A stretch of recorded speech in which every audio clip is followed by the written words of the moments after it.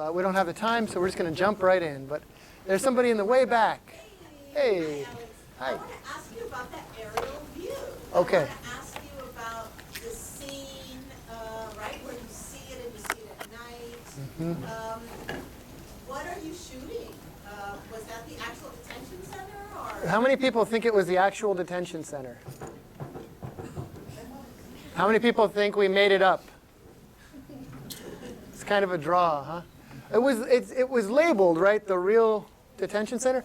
It was the real detention center. Yeah, that's what it is. It's the, yeah, that's what it. Nighttime shots. I mean, It looks. It's pretty. What did people think it looked like? I mean, was it? It's that. So this facility, right, inside the detention system overall. I'm not an expert in it, but my understanding is there's more than 200 of these facilities across the country. Under Trump, they're building them really quickly. This place, Broward, is known, the ICE calls it like the crown jewel of the detention system. So that's where they take politicians on tours. And it's like the place they present is like, this is what a detention center is. It really is painted pink. It has that kind of Spanish architecture. It used to be like a La Quinta Inn or something like that. It's truly bizarre. And it has that kind of AstroTurf courtyard. And that's what it looks like, you know. At first, I, as a director, I was upset because I wanted something that looked like more hardcore because it would be just more dramatic. But then over time, I kind of started to feel like it sort of represented a bit the Obama era, this kind of like superfice that was pink and looked like easy and soft and nice, but it's a prison, you know what I mean? And so it seemed kind of interesting to lean into it ultimately. But that's real drone footage. Was it your idea from the get-go to combine documentary with narrative kind of? Yeah, the question was it the idea from the get-go to mix these forms of documentary and fiction? The answer is no, for sure not. It was a crazy idea. You know what I mean? The only way we came to that idea was we filmed with this group, with the National Immigrant Youth Alliance. We filmed with them for about 2 years, off and on, documenting different actions.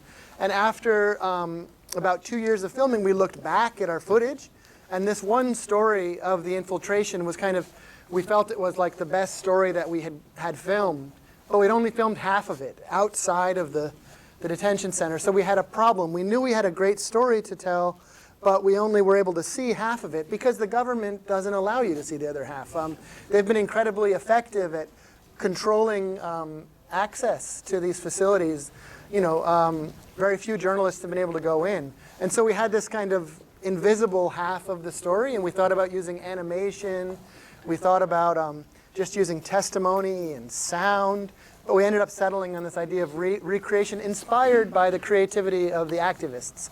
As like you saw, they themselves were kind of performing roles, using wardrobe and rehearsing, and those techniques of kind of fiction to produce the stereotypes, you know, in order to be profiled. So it seemed, when we had the idea, it seemed like exciting creatively. And it seemed like it would make a unique film, which is always a good thing because there's so many films. You want to be able to stand out and do something different, and this seemed like a chance to do something different. Where were the interior shots taken? Sure, so the recreation we filmed in Southern California, in Pomona, in a facility called Lanterman, which is a decommissioned mental health facility there. Yeah. Yeah, that's right. And we, like a normal film, we kind of rented it and dressed it. And one thing I guess I would say is Claudio Rojas, the guy who was the sort of center of the campaign, we invited all of the infiltrators to come to set, and he was the only one who was available, but he came and he lived with us for a month.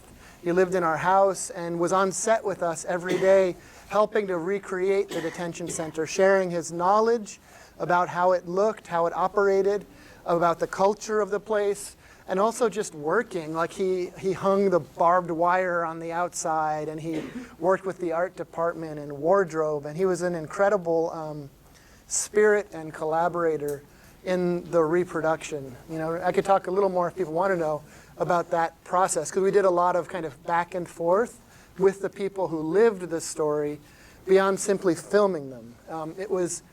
exciting to us to try to find a process that wasn't just we film you, we go away, we edit, and we kind of take the material. At different points in the process, we opened it up to the people who lived it so they could reflect on what we were doing and enrich it with their knowledge. And so we had a process. But Claudio on set at Lanterman in Pomona was one part of that collaboration, or that collaborative spirit. Sure. Can you give us updates on the people we met in the film? Sure. Okay. Well, Mohammed is still doing deportation defense work. He has a new project called Detention Lifeline. Viri has a group in North Carolina called Alerta Migratoria, doing deportation defense work. Marco has been managing his family's restaurant and doing activism when he can, but he has an upcoming final asylum hearing. This group, the National Immigrant Youth Alliance, did many actions, and after the infiltration, they actually went to the US-Mexico border, and a group of dreamers, young undocumented folks, left the US and organized in Mexico with some recently deported folks, and then they walked back across the US-Mexico border and turned themselves into authorities in Nogales in an action called the Dream 9.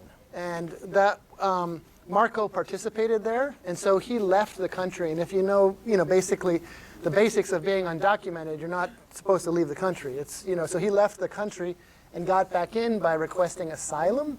So he has his final asylum hearing in about 3 weeks in New York. So he's has a big moment coming up. And that's partly we'll be sending updates around on the email list for people who are signing the thing in terms of things you can do to support. There's a petition online to support Marco's asylum claim.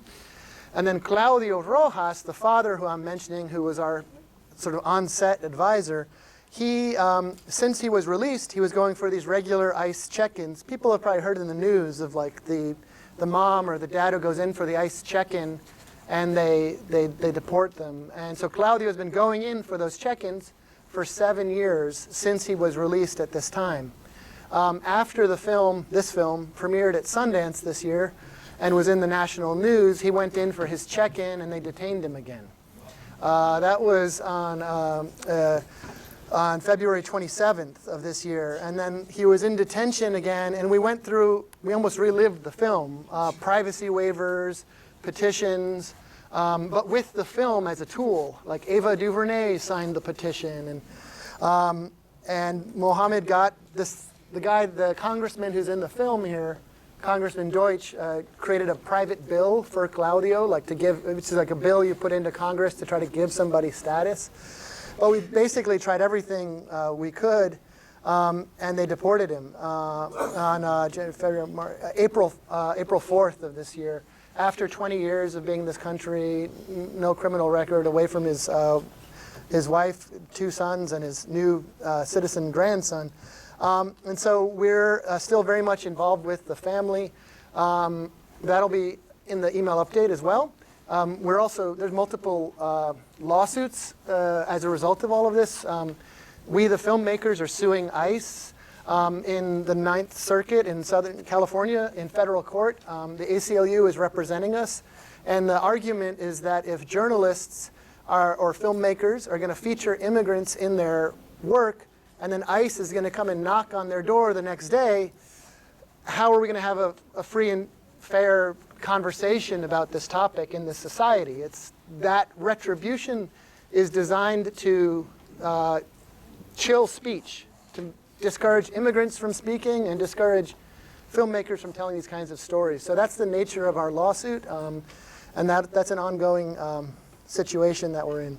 But we're raising money for the family and hoping when the film is released commercially in the winter that we'll have a second wave campaign to try to bring him back, targeted at the Democratic presidential candidates, getting them to say that what happened was unjust, so if one of them wins, they could bring him back, and to sort of motivate a conversation about how to undo some of the damage that has been done, systematically these last years.